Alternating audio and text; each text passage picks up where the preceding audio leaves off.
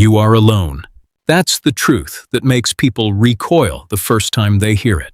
School doesn't say it. Society distracts you from it. Even many success books avoid it.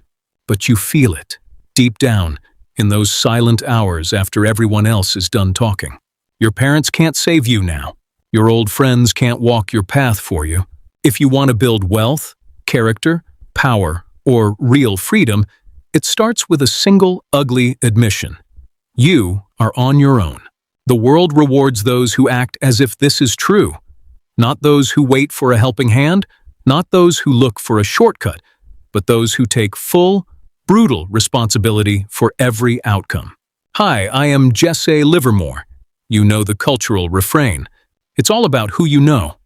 The system is rigged. You need a lucky break. On the surface, those might be true. There are privileged people. There are unfair advantages. Connections matter.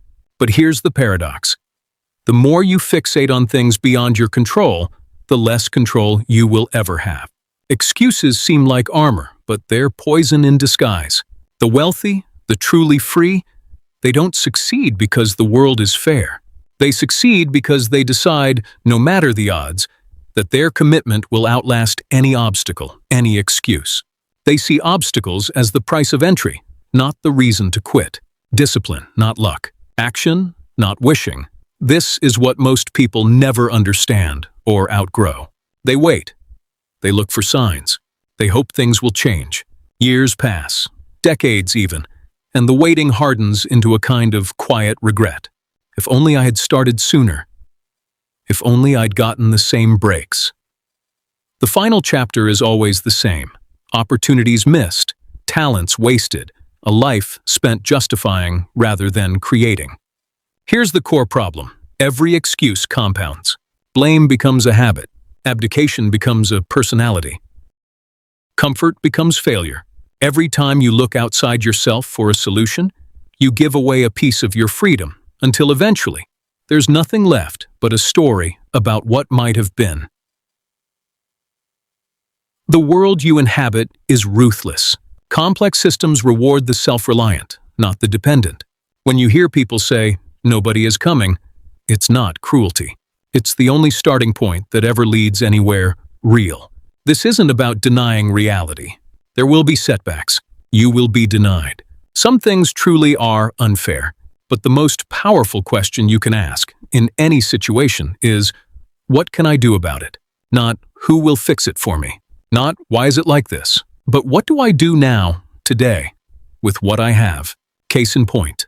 In nearly every biography of financial giants, legendary athletes, or astonishing inventors, you will find the same turning point. It is not a moment of luck.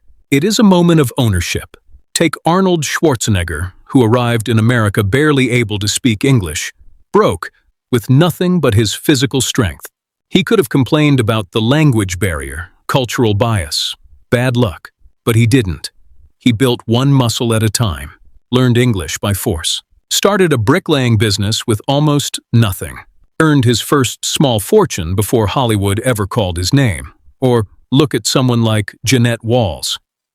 She grew up homeless, often starving, with parents who could barely function, and spiraled through the worst parts of America's hidden poverty. She could have spent decades raging about her trauma, and who would blame her? Instead, she quietly decided, "The world owes me nothing, so I will build myself from the ashes, one page, one job, one step at a time." That's not a genetic story. That's not a connection story. That is the power of extreme ownership. The discipline of saying, "No one is coming. Every outcome is mine, even if it's not my fault. I take it on anyway." If you want to change your life, if you want to stop drifting and start building, burn this into your mind. Nobody will ever invest more in you than you do. Not your boss, not your family, not your society. The market, whether it's money or opportunity or relationships, responds in the long run to the discipline of your daily behaviors. It does not care how you feel or what you intended. It does not reward emotion. It rewards action, repeated, improved, endured. Let's talk about the mechanics. What does ownership actually look like when it's not just a word? It is the habit of taking responsibility, even in moments when blame is justified. You wake up tired. It's your job to get to work. No one else will get you there. You lose money in the market. That was your hand on the mouse. You skip the gym. The weights are not going to lift themselves. Each day is an act of basic self-reliance, repeated until it rewires your nature. This doesn't happen overnight. It is built in loneliness. That's the most important thing nobody will tell you. Real ownership, real discipline, is built when nobody is watching, cheering, or shaming you. It is done in silence, without witnesses, without promise of reward. You get up early. You study when tired. You invest in your skills, slowly. You put away 10%, then 20%, then more. The partnership is between you and your future self. Everyone else is a bystander. Ask yourself right now, what would your life look like if you erased every excuse you give yourself in a single day? What would happen if, instead of spending energy on justifying a misstep, you used it to correct it?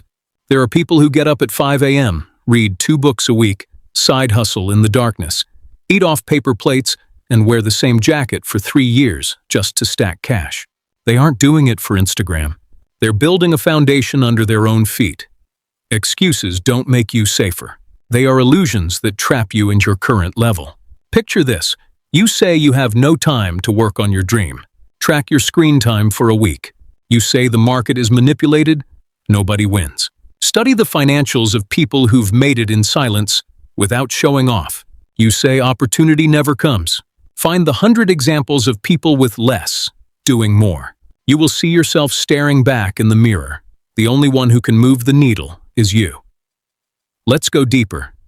There's a reason the phrase, "nobody is coming," hits so hard. It forces you to confront your worst enemy, your own tendency to hope for external rescue. Growing up, you looked to adults for solutions. In school, every problem had a teacher to solve it. But now, the only grown-up in the room is you. And sometimes, the only company is regret. If you want out, you have to outwork your lazy self before you can outwork the world. Personal accountability is not about flagellation. It's about relentless honesty. You see your patterns of self-sabotage and call them by their name. You start documenting your day. The hours spent, the meals eaten, the small wins stacked, the failures tracked. Not to beat yourself up, but to collect data on how to improve. Extreme ownership means your journal isn't just a diary. It's a ledger of actions and results. When you miss a goal, you don't shift blame upward, downward, or sideways. You circle it, analyze it, then try again, with more input, not more stories. Let's talk about the lonely hours. People romanticize discipline. The truth is, it's emptiness, cold. Sometimes no reward comes for months, maybe years. You feel invisible, like the world isn't watching or caring. But those are the hours your future self will thank you for. The market at 2 a.m., the keyboard late on a Sunday, the miles jogged in the early darkness before your family stirs. These moments stack. They multiply quietly until one day you wake up to advantages compounded beyond the reach of yesterday's self. Wealth is built on the compound interest of daily self-ownership. Every day you execute when nobody is watching is a future payday you cannot see yet.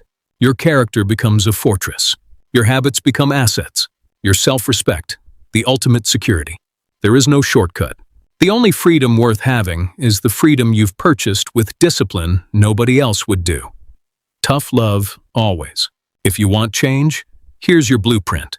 Start tomorrow, start tonight. Write down every excuse you use. Be honest, even if it hurts. Identify the biggest one. Admit it, out loud. Then, kill it with action.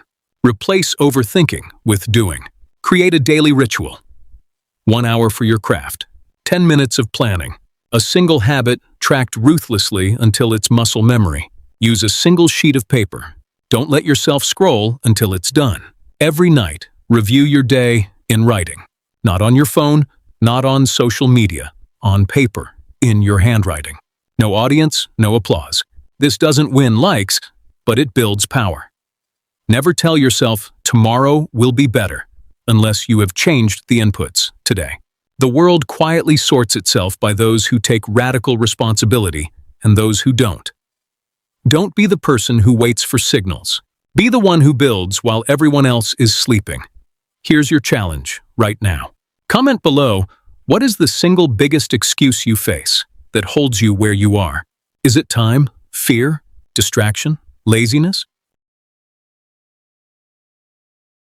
Say it out loud in the comments. Make it real. Make it public so you can destroy it. Midway through this journey, you'll hit the wall. You will want to quit and blame it all on someone else. Don't. Stop the spiral right there. Remember this. Nobody is coming. Nobody can want your success for you more than you do. If you catch yourself explaining why you fell short, stop. Go do something small and productive. Break the spiral with action. If you want a starting point, a blueprint, a checklist for extreme ownership, download it in the link below. Don't just download. Print it. Use it. The cost is not dollars. The cost is discomfort. Stay uncomfortable. Subscribe if you want more. More discomfort. More truth. Fewer easy answers. The world is never going to lower its standards to fit your excuses.